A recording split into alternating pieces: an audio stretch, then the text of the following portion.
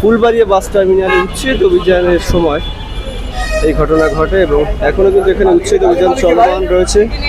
মালিককে দোকানদার তাদের রাখবেন।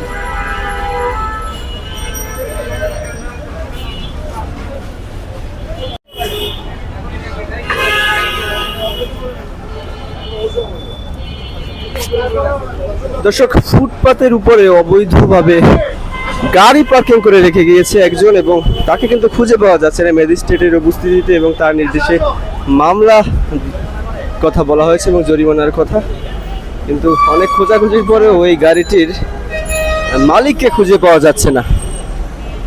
ফুলবাড়িয়া বাস টার্মিনালে উচ্ছেদ অভিযানের সময় এই ঘটনা ঘটে এবং এখনো কিন্তু এখানে উচ্ছেদ অভিযান চলমান রয়েছে। মালিককে দোকানদার তাদের রাখবেন।